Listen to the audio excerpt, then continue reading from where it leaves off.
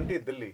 कुछ ही समय पहले इस फिल्म के आने की घोषणा होती है और जैसे ही इस फिल्म ने भारत के फिल्म जगत में और राजनीतिक परिदृश्य में अपनी दस्तक दी, वैसे ही इन हलकों में अचानक से हलचल मच गई।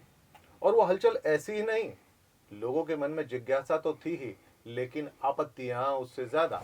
मैंने एक डेट डिसाइड की, उस पर अभिषेक मनु सिंघवी जी कांग्रेस पार्टी के आए, उन्होंने को प्रेस कॉन्फ्रेंस की, उन्होंने फिल्म के ऊपर अनाप शनाप सांप्रदायिकता फैलाने वाली। अरे मैं उनसे पूछना चाहता हूँ कि भाई, जब आपने दिल्ली जलाने वालों की पैरवी करने आप चले जाते हैं, कई सारे आतंकवादियों की पैरवी करने आप चले जाते हैं। सलमान खुर्शीद जी ने कहा था कि भाई वो आतंकवादी मर गए तो सोनिया गांधी जी को इतना दुख हुआ कि वो रात भर रोई, कि जिसमें इतनी आगजनी है, जिसमें इतनी हिंसा की गई जो वो दिखाई गई है, इतना सारा कुछ जो पत्थरबाजी हुई है, जितनी गोलियां चली है, वो सब वन शॉट में देखने को मिलेगी दर्शकों को। और उन्हें ये महसूस होगा कि वो स्वयं उस दंगे में मौजूद हैं, खूब पीट रहे हैं और वो बोल रहे हैं मुझे गोली मार दो, क्योंकि वो असहाय होने की सीमा को पार कर चुके थे। केरला स्टोरी, कश्मीर फाइल्स, या अभी का उदाहरण ले तो छावा, वो फिल्म थिएटर्स में कमाल कर रही है। फिल्म मेकर्स या फिल्म इंडस्ट्री को मजबूर होना पड़ रहा है इस तरह की फिल्में बनाने के लिए, और जब ये फिल्में सफल होने लगी हैं तो ये ट्रेंड भी चल पड़ा है कि हमें और इस तरह के सब्जेक्ट्स लाने चाहिए। ये बहुत बहुत अच्छा हो रहा है। नमस्कार, विश्व संवाद केंद्र से मैं पीयूष शर्मा आपका इस संवाद सत्र में स्वागत करता हूं। मित्रों, आज हम एक ऐसे विषय पर बात करने जा रहे हैं जो पूरे देश में चर्चा का विषय बना हुआ है। 2020 दिल्ली। कुछ ही समय पहले इस फिल्म के आने की घोषणा होती है और जैसे ही इस फिल्म ने भारत के फिल्म जगत में और राजनीतिक परिदृश्य में अपनी दस्तक दी, वैसे ही इन हलकों में अचानक से हलचल मच गई। और वो हलचल ऐसी ही नहीं, लोगों के मन में जिज्ञासा तो थी ही, लेकिन आपत्तियां उससे ज्यादा। कई लोगों ने इस फिल्म के विरोध में अपनी याचिकाएं तक दायर कर दी। आज उसी फिल्म के निर्माता, निर्देशक और लेखक श्री देवेंद्र मालविया हमारे साथ उपस्थित हैं। तो आइए आज हम उनसे इसी फिल्म के बारे में चर्चा करते हैं। आपका बहुत स्वागत है। नमस्कार। नमस्कार। नमस्कार। आपके सभी दर्शकों को भी नमस्कार, आपको भी बहुत बहुत नमस्कार पीयूष जी। देवेंद्र जी, जैसे कि ध्यान में आता है कि आपने एक राष्ट्रीय विषय को लेकर के इस फिल्म को का निर्माण किया और इस फिल्म में आपने अपना अथक प्रयास लगाया है। और इस फिल्म को जब इस फिल्म की घोषणा होती है तो कई प्रकार की चुनौतियां सामने नजर आती हैं जी। तो एक फिल्मकार होने के नाते स्वाभाविक है कि आपने इन सब चीजों का अध्ययन किया ही होगा। इसके बारे में और गहराई से जाने, इसके पहले मैं यह जानना चाहता हूं कि आपकी फिल्मों के क्षेत्र में यात्रा प्रारंभ कैसे हुई और आप फिल्म बनाने के लिए या फिल्म निर्माण के लिए कैसे प्रेरित हुए, इस क्षेत्र में आप कैसे आए, ताकि हमें आपके इस राष्ट्रवादी विषय को समझने में और आसानी होगी। पीयूष जी, जो है मेरा जन्म जो है, मैं पहले शुरुआत से शुरू करता हूँ कि मेरा जन्म जो है एक छोटे से गांव, मध्य प्रदेश के एक छोटा सा गांव है डेढ़ तलाई, जिसको देव तलाई कहते हैं हम। अब भ्रंश होकर उसको डेढ़ तलाई नाम से प्रचलित था, अब देव तलाई, क्योंकि हमारे संघ के जितना भी पत्राचार होता है उसमें तो देव तलाई नाम होता है। वो वहाँ मेरा जन्म हुआ, जो पहले खंडवा डिस्ट्रिक्ट में हुआ करता था, बुरहानपुर डिस्ट्रिक्ट में वो गांव आता है और मध्य प्रदेश के बॉर्डर पर है, उसके बाद महाराष्ट्र लग जाता है।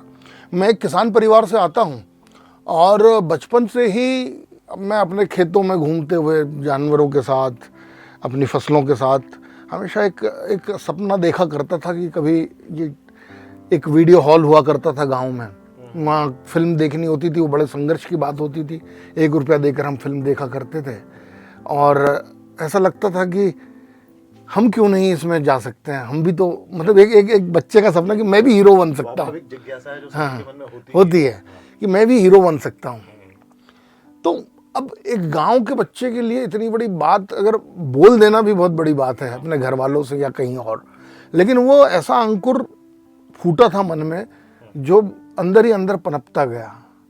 और चाहे जो करता रहा मैं ज़िंदगी में, स्कूल जाता रहा, जो भी करता रहा मैं, वहाँ पर बहुत साधारण सरकारी स्कूल से पढ़ा बच्चा हूँ मैं। एक टाट पट्टी बिछती है, सर्दी के दिनों में हम लोग बाहर बैठते हैं, पढ़ाई करते हैं। लेकिन हर वक्त दिमाग में, हर समय मन में यही बात थी कि यार मुझे भी बॉम्बे जाना है और मुझे भी इस इंडस्ट्री में काम करना है। लेकिन मैं हमेशा यही बोलता हूँ कि मेरे गांव से बम्बई की दूरी सिर्फ सड़क और रेल की नहीं थी, ये दो वर्गों के बीच की असमानता की दूरी थी, ये दो वर्गों के बोल सकते हैं कि वित्तीय असमानता की भी दूरी थी, सांस्कृतिक असमानता की भी दूरी थी। संस्कृति तो हमारी रिच है ना, तो वो शायद उनके लिए भिन्नता थी। और भाषाई तौर पर भी हमारी दूरियां बहुत थी। तो मैंने उस सारी दूरी को पाटने की कोशिश की। बहुत लंबी जर्नी है, बहुत संघर्ष रहा, और आखिरकार मैं 2004 में बॉम्बे गया। तो और अभिनेता मैंने वहाँ काफ़ी प्रयास किए, कुछ छोटा मोटा काम भी किया। लेकिन आप जिस तरह से फिल्म इंडस्ट्री की, मूलतः मुंबई फिल्म इंडस्ट्री की कार्य प्रणाली से भली भांति परिचित है कि किस तरह से वहाँ पर तरह तरह के नेपोटिज्म और आर्ट को दरकिनार रखकर किस तरह से काम होता है, तो वो सारी चीज़ों ने मेरे सपने को एक तरह से तोड़ दिया। मैं 2008-10 तक वहाँ पर संघर्ष करता रहा, लेकिन यह है कि बाहर से आए हुए व्यक्ति को वो इंडस्ट्री अपनाती नहीं है। उसमें एक बाधा ये भी थी कि वहाँ एक अधिकार था, एक आधिपत्य था एक वर्ग का, जिसको हम लेफ्ट लिबरल लॉबी बोलते हैं, जो आपकी आइडियोलॉजी और आपकी विचारधारा को सिरे से नकारता है। मतलब आप ये कहना चाह रहे हैं कि आप वहां पर एक इंडिविजुअल की तरह गए थे जिसके साथ अपनी विचारधारा भी गई थी। बिल्कुल, मतलब आपने उससे छुपाने की कोशिश नहीं की, आपने अपनी विचारधारा, जो आप राष्ट्रवादी कह लें या हमारी सांस्कृतिक विचार के साथ में, आपने वहां पे अपने लिए काम ढूंढने का प्रयास किया। पीयूष जी, ऐसा है कि जब मुझे आज भी धुंधली यादें हैं मेरे मन में। मेरे पिताजी किसान थे, जनसंघ से जुड़े हुए थे, और मैं 3-4 साल का रहा हूँगा। लेकिन आज भी मुझे याद है कि मेरा मिट्टी का घर था और हम छान बोलते थे, और मुझे कान में आज भी वो गीत सुनाई पड़ता है कि चंदन है इस देश की माटी, तपोभूमि हर ग्राम है, हर बाला देवी की प्रतिमा, बच्चा बच्चा राम है। तो वो संस्कार मुझे विरासत में ही मिले हैं, और वो उनसे मैं धोखा नहीं कर पाया। लोग जाते हैं वहाँ के रंग में रंग जाते हैं, अपने ही संस्कृति को, अपनी ही मिट्टी को, अपने ही जड़ों को छोड़ने की कोशिश करते हैं, यहाँ तक कि अपनी ही जड़ों को गालियाँ देते हैं, और एक तरीके से वो बोलते हैं कि ना अपने ही लोगों के खिलाफ हो जाते हैं। और वो मेरा जो कॉन्शियंस बोलते हैं इंग्लिश में, जो मेरा बोलते हैं ना कि मेरा एक विवेक है, या जो मेरी अंतरात्मा है, वो कभी उन लोगों के साथ जुड़ ना पाई, और ना ही मैं उनके साथ में एक हो पाया कभी। तो ये एक बाहरी युद्ध तो था ही था, एक अंतरात्मा का युद्ध भी था, जिसमें मैं बहुत ही ज़्यादा एक तरीके से तनाव में चला गया था, क्योंकि आपको एक सपना लेके गए, वो भी टूटा। न तो आप उनके जैसा बन पाए, ना ही आप अपना एक करियर बना पाए, और एक समय जो था वो भी निकल गया। मतलब कुल मिला के आप ऐसी जगह पे संघर्ष कर रहे थे जहां वामपंथ का जाल फैला हुआ था, और वहां पे एक राष्ट्रवादी विचारधारा का व्यक्ति अपना स्थान बनाने के लिए प्रयत्न कर रहा था। बिल्कुल उस जगह ने इस वजह से आपको बिल्कुल सिर्फ स्वीकार नहीं किया। मतलब वो, अगर उन्हें ये लगता है कि आप उनके विचार के हैं ही नहीं, तो वो आपको खड़ा ही नहीं रहने देंगे, आपके लिए कोई मौका ही नहीं छोड़ेंगे। उनका एक सेट पैरामीटर है, उसके अंदर लोग आते हैं जो, और वहीं काम हो जाता है सारा। मतलब आपके लिए मौके होंगे ही नहीं तो आप करोगे क्या? आपके लिए कोई रास्ता ही नहीं बचेगा तो आप कहाँ जाकर बात करोगे? आज तो बहुत सारे प्लेटफॉर्म्स अवेलेबल हैं। आज OTT के इतने प्लेटफॉर्म्स हैं, OTT नहीं मिल रहा है, फिल्म नहीं मिल रही है, तो आप यूट्यूब पे जा सकते हो, आप स्वयं खुद खड़ा कर लोगे अपना कुछ। आप इंस्टाग्राम, फेसबुक, कितनी चीज़ें आ गई। उस वक्त कुछ नहीं था, उस वक्त आपके पास सिर्फ टीवी थी और फिल्म थी, और दोनों पर ऐसे लोग बैठे हुए थे जहां परिंदा भी पर नहीं मार सकता था उनकी मर्जी के खिलाफ। हमने बीते समय में देखा कई लोगों ने आत्महत्याएं की है, बिल्कुल है ना। तो इतना बड़ा षड्यंत्र था उस फिल्म इंडस्ट्री में। तो एक हमारे सुदर्शन फाकिर जी की गज़ल है, उसका एक शेर उन्होंने बोला था कि पत्थर के सनम, पत्थर के खुदा, पत्थर के ही इंसान पाए हैं, तुम शहर मोहब्बत कहते हो, हम जान बचा कर आए क्या हैं। बात है। तो ये इस बात को बिल्कुल बखूबी पूरा चित्रण कर जी, देती है। उन्होंने उसी इंडस्ट्री के लिए ये बात लिखी थी। तो मैं हालांकि वहाँ से जब वापस आया और मैंने, लेकिन ईश्वर की कृपा रही, माता पिता का आशीर्वाद रहा, आप जैसे बंधुओं का, मित्रों का की शुभकामनाएं रही, मैंने वापस यहाँ पर एक छोटा सा प्रोडक्शन हाउस शुरू किया और मैं छोटी छोटी फिल्में बनाने लगा। मध्य प्रदेश सरकार नगर निगम के लिए काम करने लगा। मैंने यहाँ के लिए गीत रचे, स्वच्छता अभियान के लिए काम किया और करते करते करते करते मैं, एक सपना जो था वो मर गया था पूरी तरह से, लेकिन शायद उसमें कुछ थोड़े से प्राण बाकी थे, तो शायद मैं अपनी राख से फिर उठ गया और मैं आज ये फिल्म लेकर आया हूँ। वहां से जरूर लौट आए, लेकिन संकल्प को मरने नहीं दिया और आज आप एक फिल्म निर्माता के बतौर यहाँ पर उपस्थित हैं। इसमें शायद मेरा तो जोर क्या ही होगा, क्योंकि मैं बहुत ज़्यादा ख़त्म सा हो गया था। ये शायद ईश्वर की कृपा रही, जो हमें जो संस्कार मिले उसमें तो मैंने यही सीखा है कि इंसान की अपना सामर्थ्य उतना ही होता है जितना वो कर सकता है, उसके बाद सब विधि का विधान है। और वो मेरा काम था सिर्फ कोशिश करना, मैं तो वो करके हार गया था, लेकिन शायद विधि को कुछ और मंजूर था, तो मैं अब यहाँ पर हूँ।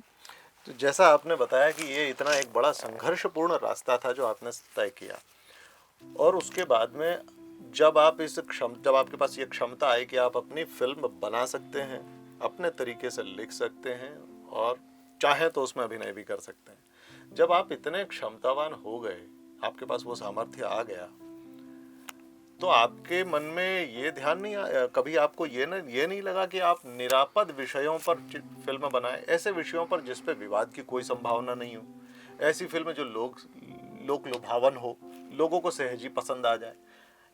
ऐसा न करते हुए आपने एक ऐसे विषय को उठाया जो संवेदनशील है, जिसके बारे में कदाचित मुझे ऐसा लगता है कि आपको भी अनुमान तो होगा कि ये जब फ्लोर पे आएगी तो कहीं विरोध के स्वर भी उठेंगे।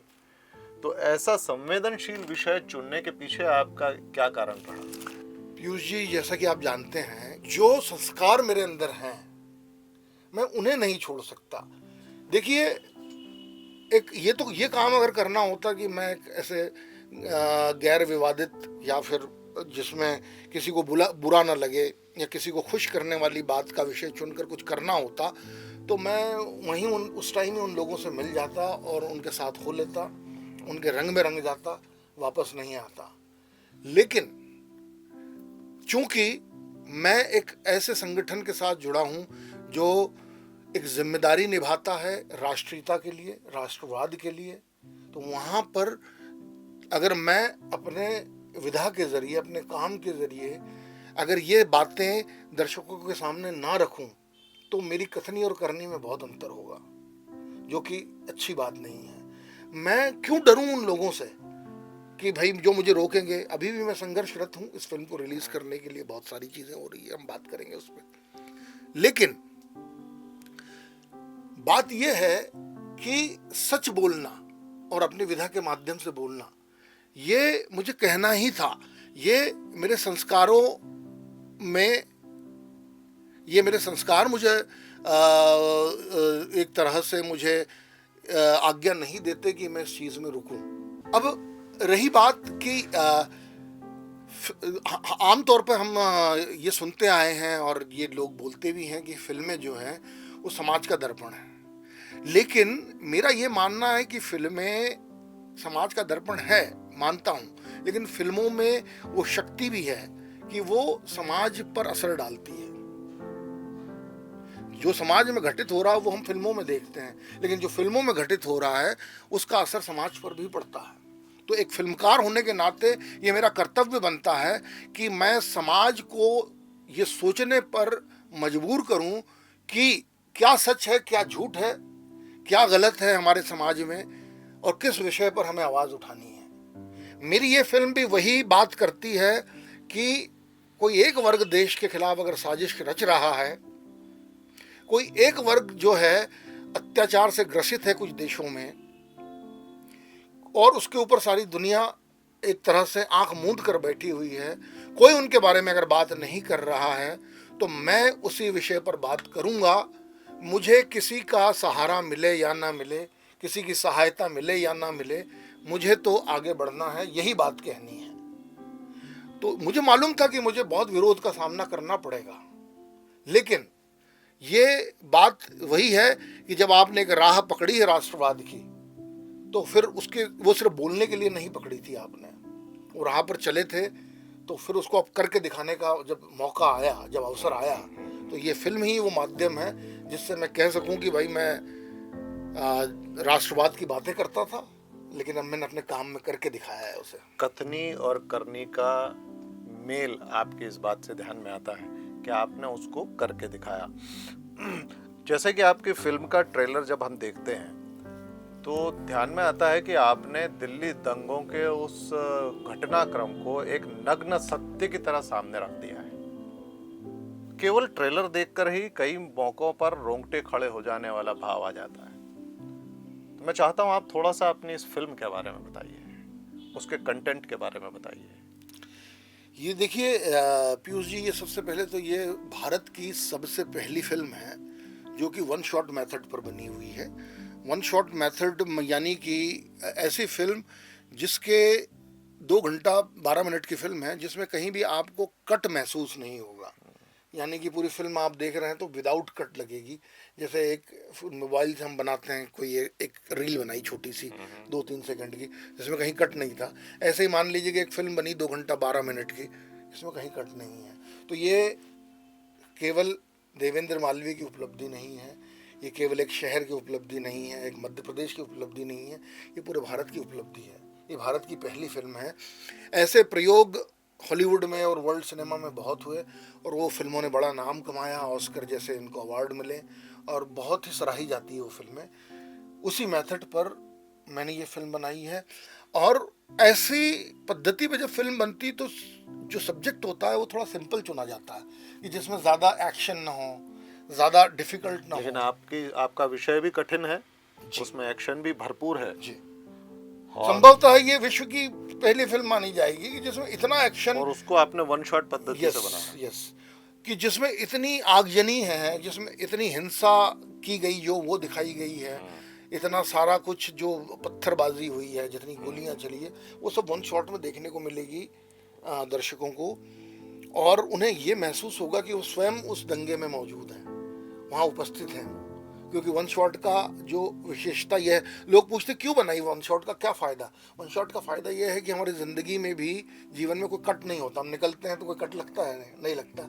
हम चाह रहे होते हैं, हमें जैसा दिख रहा वैसा ही दिख रहा होता है। 50 mm के लेंस से हमारी नज़र देखती है हर चीज़।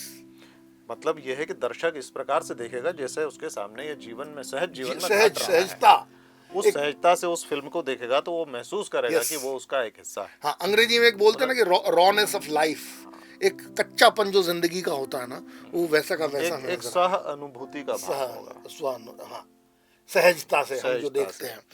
अब आते से कथानक पर, तो ये मतलब कि एक इसके कई सारे जो लेयर्स है इसमें, कई सारी परतें इस फिल्म में, लेकिन एक मुख्य परत जो है बोल सकते हैं, जो हमें धीरे धीरे समझ में आएगी इस फिल्म में, और जो कि इस बात को उजागर करती है। अभी मैं कुछ दिनों पहले चैट जीपीटी पर मैंने ये डाला इंग्लिश में कि tell me the persecuted groups और कम्युनिटीज इन द वर्ल्ड। तो उसमें बहुत सारे नाम आए, रोहिंग्या, उइगर, अच्छा, हाँ, और भी 4-5 आए, इंडिजीनियस, और भी लोग आए। और तो मैं उसमें ढूंढ रहा था कि कहीं ना कहीं मुझे पाकिस्तानी हिंदू दिखेंगे या बांग्लादेशी हिंदू दिखेंगे या कश्मीरी विस्थापित दिखेंगे। अभी मौजूदा, अभी वर्तमान में कौन प्रोसिक्यूट हो रहा, मैंने ये पूछा था। अभी आप हम रोज देखते हैं कि बंधुआ मजदूरी हो रही है पाकिस्तान में। यानी कि एक व्यक्ति ने कर्ज लिया और नहीं भर पाया तो उसकी पीढ़ियां किसी की हम बंधुआ मजदूरी से, चेन स्लेवरी बोलते हैं अंग्रेजी में, वो कर रहे हैं। हर दिन हम देखते हैं कि कोई ना कोई बेटी उठा ली जाती 14-15 साल की, कोई कानून उसको रोक नहीं पाता। एक मौलवी साहब ने उसको निकाह पढ़वा देते हैं और वो बच्ची रोती रहती है, माँ बाप बिलखते रहते हैं और किसी की मजाल नहीं है कि वो बच्ची को वापस ला सके। सत्य सत्य। एक वीडियो जिसने मुझे उद्वेलित कर दिया था, एक पिता है, वो पुलिस थाने के सामने बैठकर अपने आप को पीट रहे हैं, खूब पीट रहे हैं और वो बोल रहे हैं मुझे गोली मार दो, क्योंकि वो असहाय होने की सीमा को पार कर चुके थे। और उस वीडियो ने ही मुझे उद्वेलित किया था इस कहानी को आगे ले जाने के लिए, और उसको ईंधन दिया दिल्ली दंगों ने। और वही कैरेक्टर्स में आपको देखने में मिलेगा उस तरह का कैरेक्टर कोई। तो उनकी 2 बेटियां उठा ली गई थी, 2 एक साथ, और जो आज तक वापस नहीं आई और न ले पाए वो। तो दुनिया आंख बंद करके बैठी हुई है, पूरा विश्व जो है, उनको इनका दर्द कभी नजर ही नहीं आ रहा है। 21% हिंदू थे पाकिस्तान में आजादी के वक्त, बिल्कुल। आज 1% से भी नीचे चले गए। बिल्कुल। एक कानून आया सीए, वो भी 14 साल से जो यहाँ रह रहे हैं उनके लिए, उसके लिए इतनी तकलीफ हो गई लोगों किसी को, का नुकसान नहीं था, किसी का नुकसान नहीं था। लेकिन 80% हिंदू हमारे देश में हैं, लेकिन वो कानून ठीक से पास नहीं हो पाया। क्यों? क्योंकि हमारे दिल में दर्द क्यों नहीं है उन लोगों के लिए जो हमारे अपने हैं। मजनू के टीले पे जो रह रहे हैं दिल्ली में, जिनके पास कोई राशन कार्ड नहीं है, कोई आधार कार्ड नहीं है, कोई वो कहीं के नागरिक नहीं है। रोहिंग्या हमारे देश में घुसता, दूसरे दिन आधार कार्ड बनवाता, तीसरे दिन वोटर कार्ड बना लेता है, वो नागरिक होने का सारा और वो आपके चुनाव को प्रभावित कर देता है। वो आपके देश की सॉवरेनिटी पर प्रश्न चिन्ह है एक तरीके का। आपके धार के पास में कुछ लोग थे, अभी आपके जोधपुर में कई सारे हमारे हिंदू भाई बहन रह रहे हैं, हमारे इंदौर में कितना सिंधी समुदाय रहता है। तो किसी भी माध्यम से हम उनके बारे में कब बात करेंगे? ये इन लोगों के आने से ऐसा कौन सा भूचाल आ रहा था हमारे देश में कि इनको रोकने के लिए इतना बड़ा आंदोलन करना पड़ा, कुछ लोगों को दिल्ली में आग लगानी पड़ी, हिंसा का तांडव करना पड़ा, 53 लोगों की जानें गई, अरबों रुपए की सरकारी संपत्ति जलकर खाक हो गई। ये सब चीजें जो थी मुझे आंदोलित कर रही थी। कुल मिला के इसके पीछे छुपा हुआ सच, इसके पीछे के राजनीतिक प्रोपेगेंडा, सामाजिक राजनीतिक परिस्थितियां, इनको उघाड़ने के लिए यस आपने इस फिल्म का ये मैं इसको रोकने के लिए बहुत सारे लोगों ने बहुत सारी अभी प्रयास किए हैं। ये फिल्म डॉक्यू ड्रामा नहीं है, पूरी तरह से कोई सत्य कोई डॉक्यूमेंट्री नहीं है, और मैं इस पे सत्यता का दावा इसलिए भी नहीं करता क्योंकि नाटकीय रूपांतरण है, ये फिक्शनल स्टोरी है। हाँ, लेकिन सत्य घटनाओं से पूरी तरह प्रेरित है। मैं बस इसी बात पे आ रहा था, मैं यही पूछना चाह रहा था आपसे कि आपके फिल्म में आपने कई प्रकार के कैरेक्टर्स बनाए हैं, चरित्र हैं उसमें अलग अलग, हमें आपके ट्रेलर में दिखाई देते हैं। ये चरित्रों का इस प्रकार से उपयोग, फिर उन घटनाओं को इस प्रकार से प्रदर्शित किया जाना, ऐसा लगता है कि यथार्थवादी चित्रण आपकी फिल्म में आपने किया है। इस यथार्थवादी चित्रण को करने के बाद, जिसमें कई सारे प्रश्न आपने सामाजिक और राजनीतिक व्यवस्थाओं पर भी प्रश्न खड़े किए हैं, तो इसके बाद में स्वभावतः, जैसे हमने बाद में देखा कि कुछ आपत्तियां भी दर्ज की गई, तो आपको किन सामाजिक और राजनीतिक चुनौतियों का सामना करना पड़ा या करना पड़ रहा है, थोड़ा सा इस बारे में बताइए। पीयूष जी, मुझे इस फिल्म को लिखने से लेकर आज तक, सिर्फ आज की तारीख, आज की दिनांक, आज मैं बैठा हूँ, आज भी मैं चुनौतियों का सामना ही कर रहा हूँ। 5 साल हो गए, 2020 से मैं ये कहानी लिख रहा हूँ।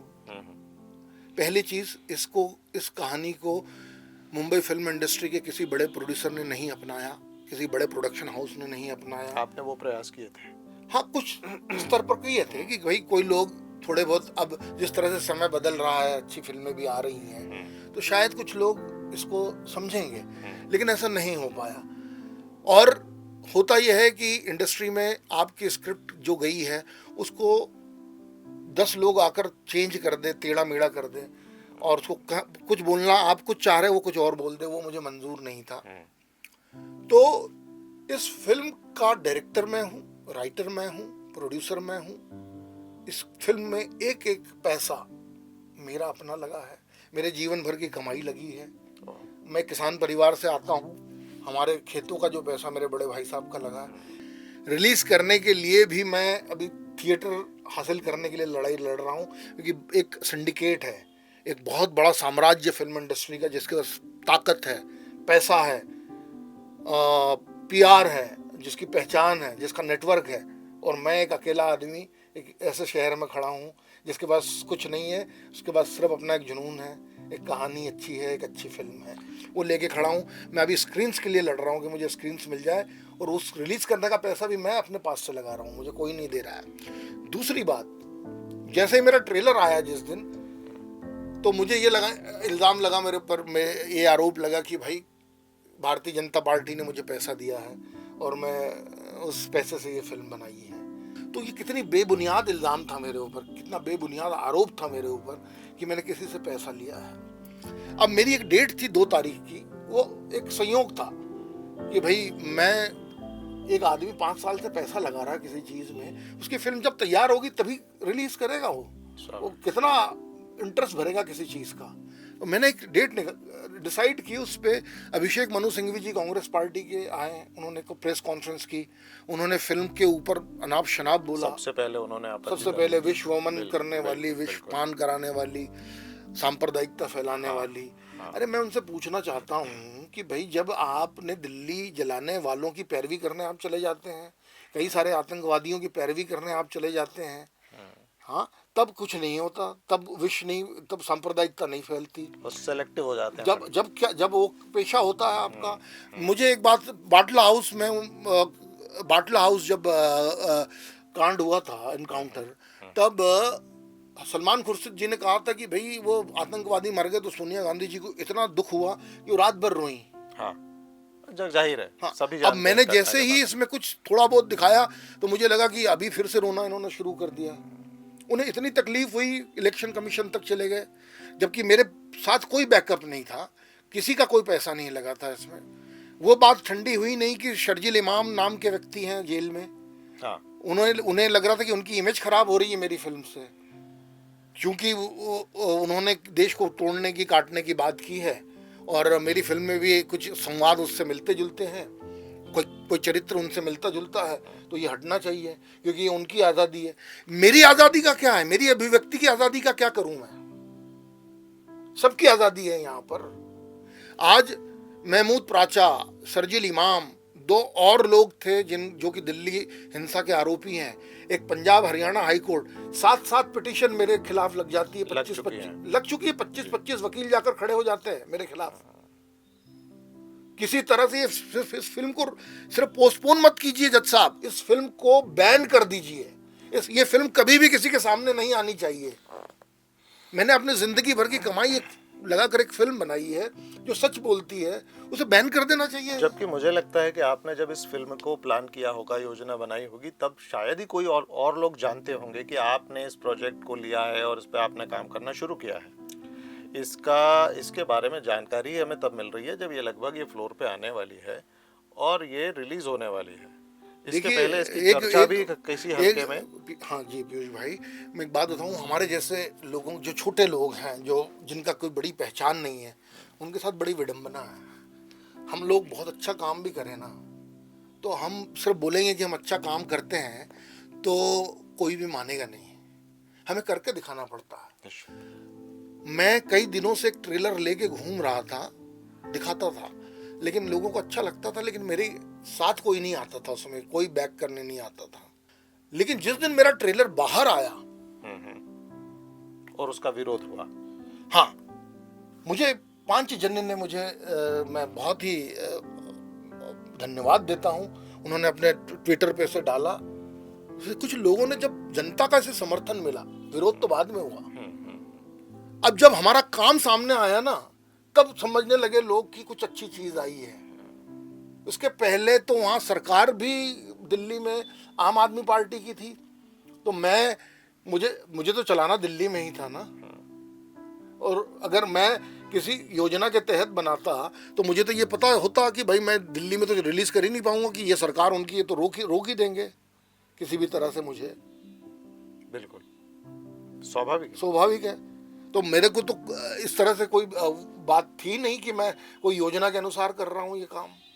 तो हमारे जैसे लोगों के साथ में तकलीफ ये है कि अगर मान लीजिए कि हमारे जो पांचजन्य का ट्विटर हैंडल अगर इस ट्रेलर को नहीं समझता, इसके मर्म को नहीं समझता और इसे नहीं डालता, वो कुछ लोगों तक नहीं जाता और लोग उसको इतना प्रतिसाद नहीं देते, तो ये शायद ये जनता तक नहीं पहुंचता। और जनता का जब इसे प्रतिसाद मिला, प्रेम मिला, इसे हाथों हाथ लिया गया, तब जाकर विपक्ष के समझ में आया कि ये चीज़ जो है हमें नुकसान पहुंचा सकती है। मुझे एक बात समझ में नहीं आ रही है कि कोई गलत चीज़ कर रहा है और गलत चीज़ बता रहे हो आप, तो वो उन्हें नुकसान कैसे पहुंचा रही है भाई?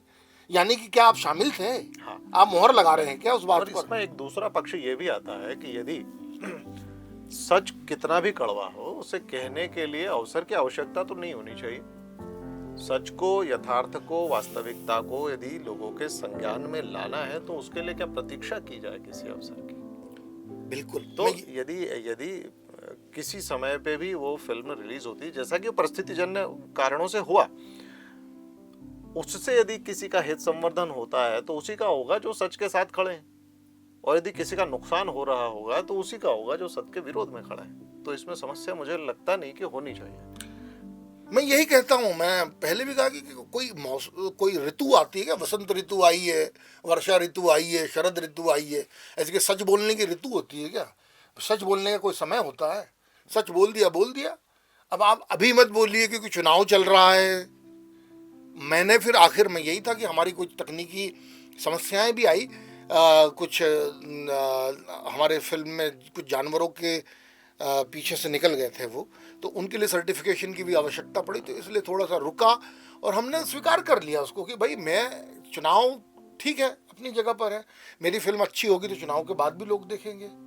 और इसीलिए अभी आपने अपनी डेट को हाँ, पोस्टपोन किया हम लेकर आएंगे वापस, और आप उसको अभी लेकर के आए। तो ये सच क्यों घबरा रहे हैं लोग इतना? और ये शर्जिल इमाम जैसे एलिमेंट जो हैं आज कोर्ट में जा रहे हैं, आज है ना, इतने वकील खड़े कर रहे हैं, इन्हें कितना बैकअप है, इनका तंत्र देखिए आप। एक मेरे जैसे व्यक्ति के खिलाफ विरुद्ध इतने लोग आकर खड़े हो गए मेरी फिल्म को रोकने के लिए, उनका पूरा तंत्र लगा हुआ है। मेरी अभी रिलीज आएगी, पता नहीं क्या क्या करेंगे। आज मेरी सुरक्षा को लेकर इतना बड़ा खतरा है, मैं आज भी खुलेआम घूम रहा हूँ। सुरक्षा के लिए हमारी शुभकामनाएं हैं, ईश्वर आपको सुरक्षित रखे। इसी में थोड़ा सा विषयांतर करके एक सवाल और मैं आपसे करना चाहता हूँ। आपने मुंबई में अपना भाग्य आजमाया और उसके बाद में फिर अपने संकल्प को लेकर के वापस आप मध्य प्रदेश में आए, और आज मध्य प्रदेश में ही आपने एक ऐसी फिल्म बना करके दिखा दी जो मेरे ख्याल से, जैसा कि मेरी आपसे बात पहले चर्चा हुई कि बॉलीवुड के लोग भी सकते में है कि यहाँ ऐसी फिल्म बनाई जा सकती है क्या। ये कमाल आपने कैसे कर दिखाया। और दूसरा ये कि क्या मध्य प्रदेश में यदि अन्य फिल्म निर्माता जो युवा हैं वो इस प्रकार का कोई प्रयास करना चाहें तो क्या वो भी कर पाएंगे? पीयूष जी, ये एक तरीके से कहा जाए कि एकलव्य ने जिस तरह से मूर्ति बनाकर एक अपना अभ्यास किया था, उसी तरह से मैंने ये काम कर दिया। मैं यहाँ की फिल्में कभी देखता हूँ जो बनती है हमारे मुंबई फिल्म इंडस्ट्री में। मुझे बाहर का सिनेमा बहुत पसंद था और मैं ऐसा ही कुछ करना चाहता था, और एक जुनून था, ईश्वर का आशीर्वाद था। और आज 2020 Delhi seamless one short film बनकर तैयार है, और आज पूरी इंडस्ट्री में हड़कंप है कि भाई ये ऐसा कौन सा व्यक्ति जो हमारी इंडस्ट्री से बाहर जाकर ऐसी फिल्म लेकर आया है जिसका ट्रेलर ऐसा लग रहा है तो फिल्म कैसी होगी। इस बात को लेकर बहुत ही हड़कंप मचा हुआ है, बहुत ही ज़्यादा चर्चाएं हो रही हैं। दिल्ली में तो हो ही रही, स्वाभाविक है, वहाँ वो घटना घटी थी, लेकिन मुंबई में बहुत ज़्यादा हो रही है। और ये जो बात है कि इंदौर में, मध्य प्रदेश में कुछ ऐसा हुआ है, इस चीज़ ने मेरे लिए और मुश्किलें खड़ी कर दी है।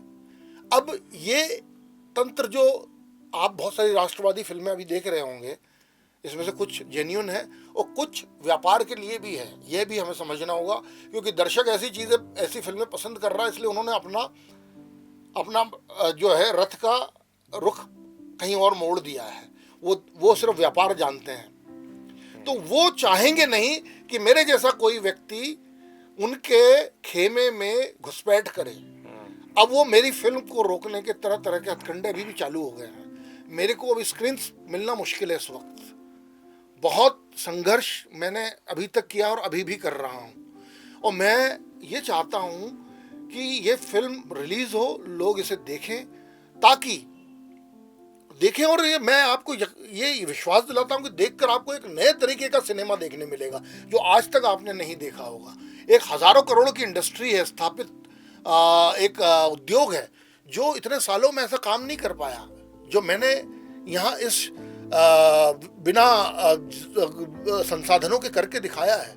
ये एक संदेश जाएगा हर एक उस गांव के छोटे बच्चे को, उसे प्रेरणा मिलेगी कि बॉम्बे जाकर किसी बड़े घर में पैदा होकर, किसी फिल्मी परिवार में पैदा होकर ही अपना सपना पूरा नहीं करना ज़रूरी नहीं है, वहाँ पैदा होना ज़रूरी नहीं है, किसी बड़े फिल्मी परिवार में पैदा होना ज़रूरी नहीं है, किसी अमीर घराने में पैदा होना ज़रूरी नहीं है, किसी विशेष स्थान पर पैदा होना ज़रूरी नहीं है। अगर आप अपना सपना पूरा करना चाहते हैं तो ये संदेश जाएगा, ये प्रेरणा मिलेगी हर उस बच्चे को, हर एक छोटे से गांव में जो खेत के मेड़ पर बैठकर ये सपना देख रहा है, जो एक छोटे से सरकारी स्कूल जा रहा है वो ये सपना देख रहा है, उसे ये बल मिलेगा, ये कल को वो भी ऐसा कुछ करके दिखाएगा। और ये फिल्म तो पूरी तरह से यानी कि 100% मध्य प्रदेश में शूट हुई है। यहाँ के तकरीबन 300 तो एक्टर्स ने यहाँ के काम किया है, इसमें कई तकनीशियनों ने काम किया है। सारा कुछ जो है इसका 80-90% पैसा यहीं के लोगों को मिला है। तो ये फिल्म तो मध्य प्रदेश के फिल्म उद्योग की नींव रखने वाली फिल्म हो सकती है। ये फिल्म जो है बहुत बड़ा मील का पत्थर साबित हो सकती है हमारे मध्य प्रदेश के फिल्म उद्योग के लिए, हमारे आने वाली पीढ़ी के लिए, हमारे जो है बडिंग फिल्म मेकर्स जो हैं हमारे प्रदेश के, उनके लिए एक राह खोलेगी। तो इस फिल्म को बहुत गंभीरता से सारे प्रदेशवासियों को, सभी जिम्मेदार नीति निर्धारकों को लेना चाहिए। जी, पहला कदम ही बड़ा होता है और आपने वो पहला कदम लेकर के दिखा दिया है। देवेंद्र जी, एक बात बताइए कि अभी पिछले कुछ दिनों से, पिछले कुछ वर्षों से ये ध्यान में आया है कि जो सत्य घटनाओं पर आधारित राष्ट्रवादी विषयों को स्पर्श करती हुई फिल्में बनी हैं, केरला स्टोरी, कश्मीर फाइल्स, या अभी का उदाहरण ले तो छावा, वो फिल्म थिएटर्स में कमाल कर रही है। और ये पीरियड फिल्म्स भी हैं और कुछ सत्य घटनाओं पर आधारित फिल्म भी हैं, और पूरा जो राष्ट्रीय विमर्श को, जो देश में घटी हुई सत्य घटनाओं को खरे रूप में लोगों के सामने रख रही है। तो ये बन रही है, इतना ही पर्याप्त नहीं, इनको लोगों का प्रतिसाद भी उतना ही मिल रहा है, लोग इसे पसंद कर रहे हैं। और जो एक समय जो लव स्टोरियाँ जो फेमस हुआ करती थी, ऐसा लगता है कि वो समय निकल गया और अब लोग इस प्रकार की फिल्मों को पसंद करने लगे हैं, हाउसफुल थिएटर्स जा रहे हैं। तो जब इस प्रकार की फिल्में प्रसिद्ध हो रही हैं, लोग उसे देख रहे हैं, तो आपको क्या लगता है कि आपकी फिल्म इसी श्रृंखला में एक अगली कड़ी है? और इस प्रकार से जब लोगों की रुचि बदली है, तो उस बदली हुई रुचि का, उस संक्रांति का जो लोगों के मानस में आई है, उसका प्रभाव आपको, या उसका फायदा, उसका लाभ आपको मिलेगा? ये बहुत ही शुभ संकेत कह सकते हैं हम लोग। पहले तो ये था कि इस तरह की फिल्में बनती ही नहीं थी, इतने सत्य को इतनी बेबाकी से रखा ही नहीं जाता था। अब चूंकि दर्शक जब प्रतिसाद देने लगे हैं, तो फिल्म मेकर्स या फिल्म इंडस्ट्री को मजबूर होना पड़ रहा है इस तरह की फिल्में बनाने के लिए। और जब ये फिल्में सफल होने लगी हैं, तो ये ट्रेंड भी चल पड़ा है कि हमें और इस तरह के सब्जेक्ट्स लाने चाहिए। ये बहुत बहुत अच्छा हो रहा है। वरना मैं भी, पवन मल्होत्रा जी एक बहुत बड़े एक्टर हैं और मैं बहुत पसंद करता हूँ, उन्होंने एक बहुत अच्छी बात किसी पॉडकास्ट में कर रहे थे। उन्होंने दीवार फिल्म का एग्जाम्पल दिया था कि अमिताभ बच्चन उसमें मंदिर की सीढ़ियाँ नहीं चढ़ते हैं कि माँ तुझे क्या मिला, तेरे मांग का सिंदूर घिस गया इस चौखट को रगड़ते रगड़ते, लेकिन वहीं नीचे आते तो 786 का उनको कोई बिल्ला देता है, वो रख लेते हैं सिर माथे से चूम करके, वही बिल्ला उनकी गोली लगने से बचा लेता है। और हम लोगों में से किसी को पता भी नहीं चला, हमने देखा भी उसको, अच्छे से सराहा भी उस फिल्म को। हम इतने पता नहीं कौन सी भांग खा करके हम लोग सो रहे थे या देख रहे थे, हमें कुछ पता नहीं चला इस बात का। तो अब हम उस नींद से जाग रहे हैं, ये सबसे बड़ा शुभ संकेत है। कश्मीर फाइल्स, केरला स्टोरी, छावा, ये जितनी सफल हो रही फिल्में जो हैं, इन सबको मेरी तरफ से मैं बधाई प्रेषित करता हूँ। ये बहुत अच्छा शुभ संकेत है। 2020 दिल्ली भी जो है इसी फहरिस्त की फिल्म है, लेकिन छोटा सा अंतर है, ये बहुत रियलिज्म के करीब है, बहुत ज़्यादा रियलिटी के करीब है, क्योंकि इसमें कोई बहुत मेलोड्रामा आपको नहीं मिलेगा। अगर आपको मैं एक व्यक्ति को मैं 2 गोली मारूंगा सामने, वो इमीडिएट गिर के मर जाएगा, उसी वक्त लेट जाएगा, ये होगा। तो मेरी फिल्म में उतनी ही देर में मरेगा वो, आपको बिल्कुल ऐसा लगेगा सामने हुआ है। उसमें दंगे में किसी के सिर में पत्थर लगा, वो वैसे ही गिरता है जैसे कि असलियत में गिरता है। एक और अंतर है, ये तीनों फिल्में जो आपने बताई, कश्मीर फाइल्स, केरला स्टोरी, छावा, ये तीनों बड़े प्रोडक्शन हाउसेस का इसके पीछे बैकअप था। कश्मीर फाइल्स के साथ भी अग्रवाल जी बहुत बड़े एक प्रोड्यूसर हैं, वो थे। केरला स्टोरी के साथ में विपुल शाह जी बहुत बड़े प्रोड्यूसर है, वो थे। छावा के साथ में दिनेश विजान जी बहुत बड़े प्रोड्यूसर हैं। तो इन लोगों का करोड़ों का कारोबार है।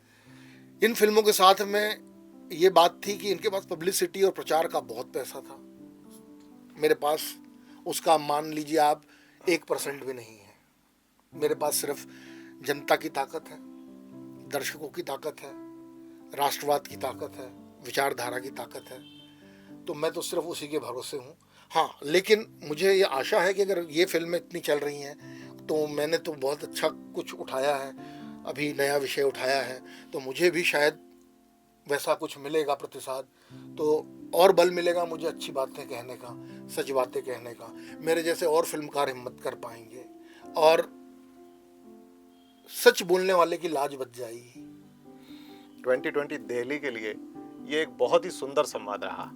तो ये मेरी शुभकामनाएं हैं कि आपकी ये फिल्म हम सभी के हृदय तक उतरे, जैसा कि आपका इस ट्रेलर को देख कर के ही लगता है कि सच को बताने वाली, एक बड़े वर्ग की चिंताओं को उखाड़ने वाली, उसके साथ न्याय की अपील करने वाली एक ऐसी फिल्म है जो राष्ट्रीय नीति की भी बात करती है और हमारे राष्ट्र का भविष्य कैसा होना चाहिए उसका भी संकेत देती है। तो ऐसी फिल्म, ऐसा विमर्श लोगों के बीच में निश्चय ही जाना चाहिए। ये फिल्म लोग ज़्यादा से ज़्यादा देखें और इसको सफल बनाएं, इसी शुभकामना के साथ देवेंद्र जी मैं इस संवाद को यहीं समाप्त करता हूं। आप हमारे बीच में आए, अपना अमूल्य समय दिया, उसके लिए बहुत धन्यवाद।